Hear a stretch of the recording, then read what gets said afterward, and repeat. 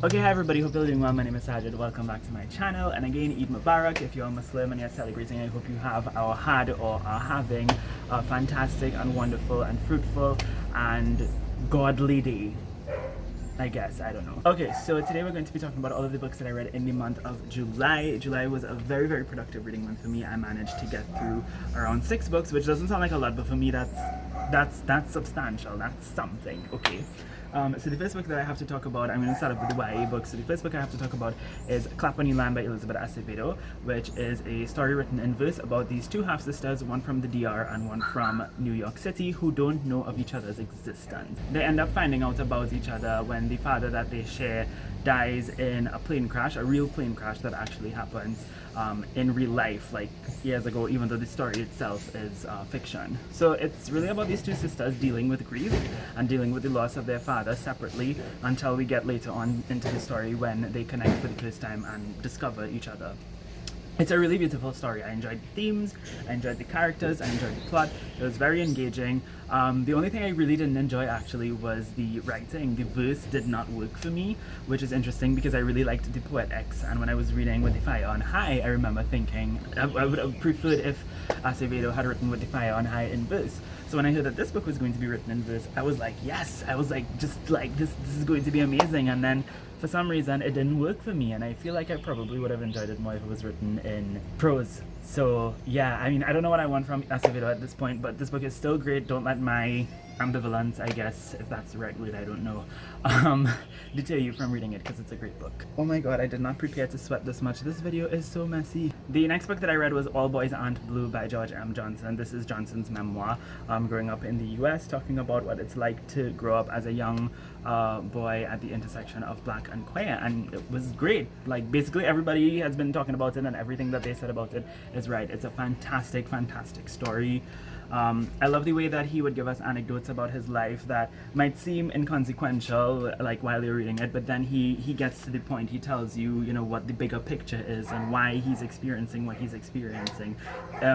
It's a very introspective experience reading this book, and what I liked about it the most is that it kind of, you know, gives the reader the sense that, you know, you could do this too. I mean, George's life wasn't, you know, spectacularly special as compared to any other person, any other young queer person of color.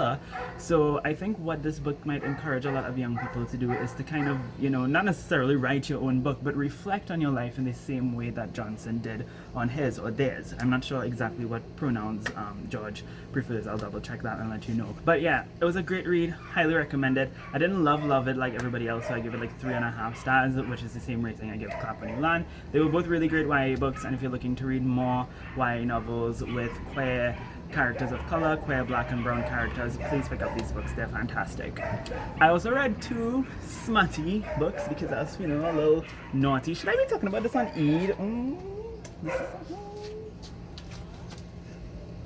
I guess I'll just briefly mention them. They are both the first 2 books in a series called the Encounter series by Jack Habon. It's called The Babysitter and the Brother. The titles of those books right away will tell you how controversial the relationships, I guess you could say, but I actually really liked them. I mean, they were sexy, they were fun, they were interesting, they were engaging, and they were healthy, you know, consent, you know, it wasn't like any kind of creepy stuff.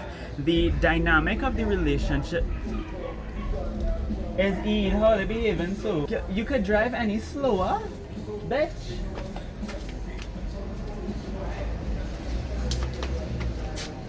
God, I hate people. Anyways, so as I was saying, the dynamics of the relationships in these books might be a little bit off-putting to some people because, you know, we have a babysitter situation, we have like a stepbrother situation, so definitely be wary of that before going into this and know that that's something to expect. But otherwise, it's great. And now,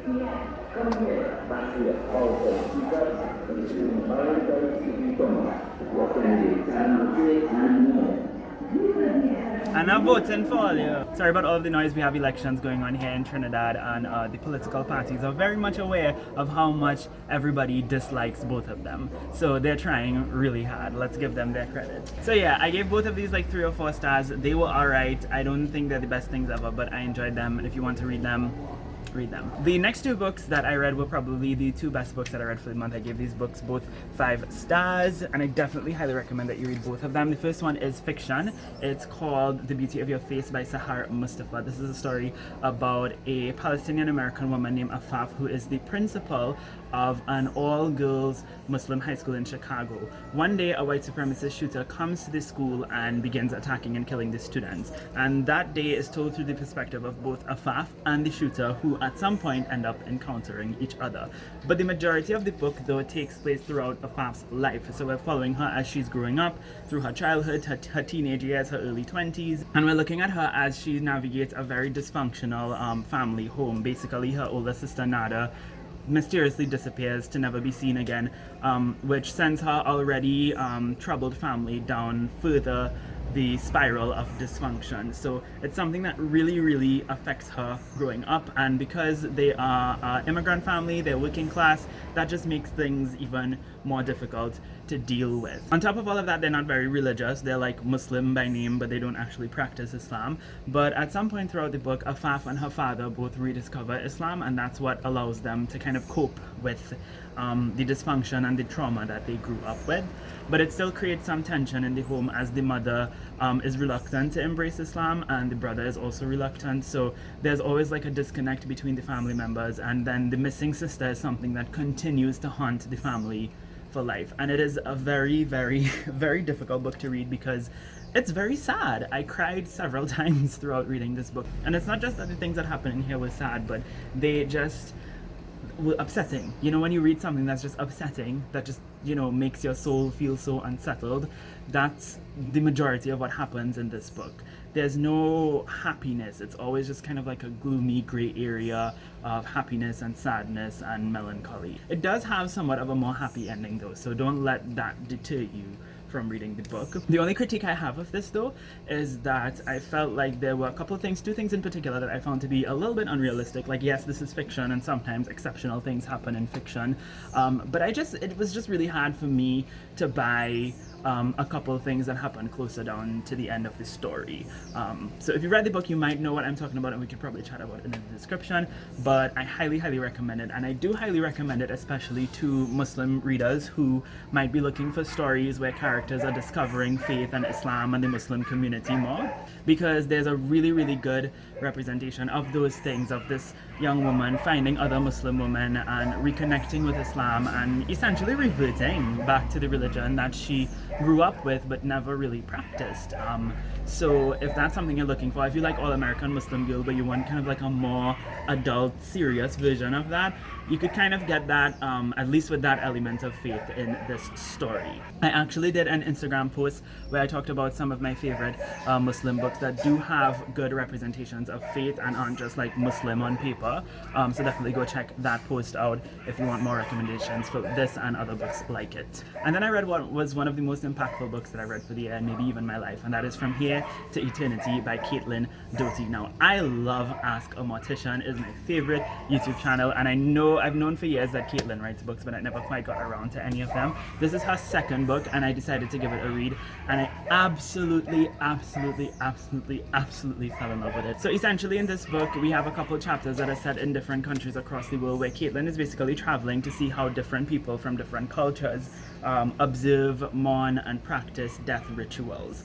And it is brilliant. It is amazing. What I appreciate about this the most is that Caitlin is a white woman, and it's very easy for her to fall into that typical classical anthropologist,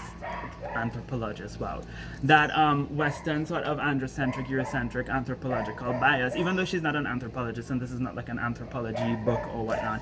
It's easy to fall into that bias and to kind of like, you know, make yourself the observer and jump into your own biased conclusions about what these people are doing. But in fact, she's doing the opposite. First of all, in every chapter, she has somebody with her, like a companion who's from the community, and they are the authority. They are the ones who are guiding Caitlin and telling her, well, this is what they're doing, this is why they're doing it. So that's one thing. And then the second thing is she's actually trying to highlight how these practices are different from Western, traditional, conventional, modern practices of death, to sort of decenter Western ideas of death and how we should treat the body. In the West, particularly in America, there's, you know, this culture of, you know, expensive caskets, embalming the bodies. It's a very industrious, very kind of capitalist a very inorganic way of dying and death and burial.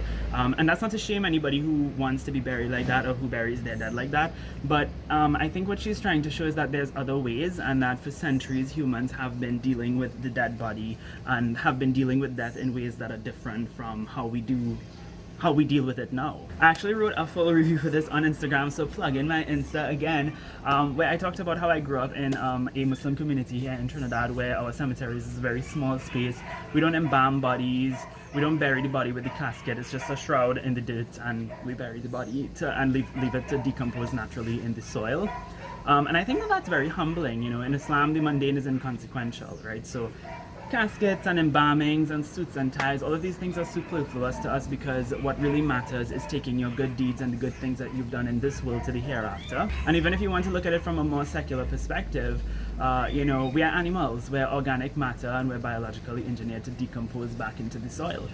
So what we're doing is actually a lot more natural and a lot more akin to what people have been doing for years, how people have been burying their dead for years, for centuries, right? But more than that, I think what this book is trying to do is to show us how knowledge can be conceptualized differently across different cultures, right? What you might think is right or moral or good might not be what is conceptualized as those things in another culture. And what we might think of as macabre or scary or gross or morbid is just a very simple, everyday, even meaningful ritual and observation of death for other people, right? But I think moreover what she's trying to do is she's trying to get us to learn about, oh, the sun is down now, that's so nice, the lighting is so much better now. I should have probably start making this video now instead of before. Anyways, whatever. I think the bigger picture of this book is that Caitlin is trying to allow us to learn to conquer our own fear of death or our own reluctance to talk about death and dying by learning from people who have come to terms with it in a more healthy way and who honor the dead body and the dying process. I mean, after all, death is the only thing guaranteed for all of us, and it's the only thing we'll all have in common. So this is a great read. Y'all should read it. I'm definitely going to be reading her other books. She has like 2 other books, and I highly recommend that you watch Ask a Mortician, her YouTube channel. If you don't read her books, just watch her YouTube channel. She is brilliant. But yeah, those are all of the books that I read in the month of July. Again, Eid Mubarak to all of my fellow Muslims out there. I hope you have a fantastic, wonderful Eid. In the comments down below, let me know if you've read any of these books and you have any thoughts on them. Thank you all ever so much for watching this video. I hope you have a lovely day. And until next time, inshallah, keep reading.